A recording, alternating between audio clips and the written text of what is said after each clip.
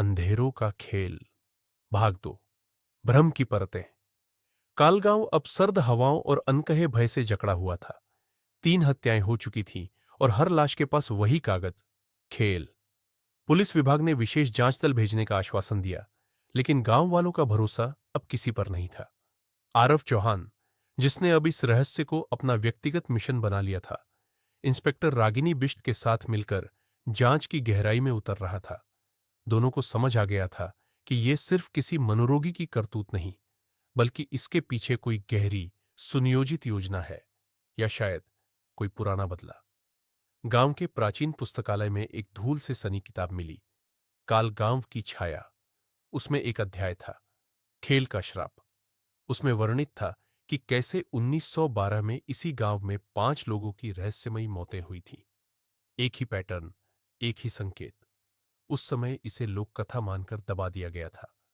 रागिनी और आरव ने तय किया कि वे उन परिवारों की वंशावली का पता लगाएंगे जिनके पूर्वजों की उस समय मृत्यु हुई थी। ये एक लंबा रास्ता था, पर उन्होंने शुरुआत की। शिक्षिका भावना शर्मा, जिनकी मौत सबसे हाल में हुई, उनके परदादा उन 5 लोगों में से एक थे जिनकी 1912 में मौत हुई थी। यह कोई इत्तेफाक नहीं हो सकता, रागिनी ने धीरे से कहा। कोई या कुछ उस पुराने अधूरे खेल को पूरा कर रहा है। आरव की उत्सुकता और डर दोनों बढ़ने लगे। वह जानता था, अगर भावना का खून इसलिए हुआ है तो बाकी 4 परिवारों के वंशज भी खतरे में हैं। और सबसे अजीब बात, जिन 4 मृतकों की पहचान नहीं हुई थी, उनमें से एक परिवार का नाम था चौहान। क्या तुम?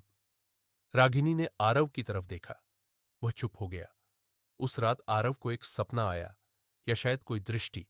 वह एक पुराने मंदिर में खड़ा था, जहां 4 साये उसे घूर रहे थे। मंदिर की दीवारों पर वही शब्द चमक रहे थे, खेल जारी है। अचानक उनमें से एक साया बोला, तुम आखिरी हो। आरव घबरा कर उठा। उसका माथा पसीने से भीग चुका था। रागिनी को फोन किया। उन्होंने कहा, हम दोनों खतरे में हैं। मुझे भी एक सपना आया है, और वो मंदिर असली है। अगले दिन उन्होंने गांव के बुजुर्गों से मंदिर के बारे में पूछा। बहुत खोजबीन के बाद एक बहरा और बूढ़ा आदमी बोला, वो मंदिर जंगल के उस पार है जहां कोई नहीं जाता, क्योंकि वहां खेल शुरू हुआ था।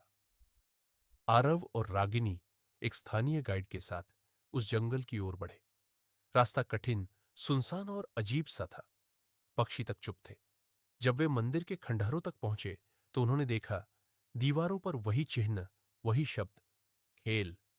मंदिर के बीचों बीच एक पत्थर की वेदी पर एक नया कागज रखा था। उस पर लिखा था, 3 हो चुके, 2 बाकी, अगला खून पूर्णिमा की रात। और एक नाम, रागिनी। अगर आपको हमारी यह वीडियो पसंद आई हो तो वीडियो को लाइक करें और चैनल को सब्सक्राइब करें। मिलते हैं इसके अगले भाग में।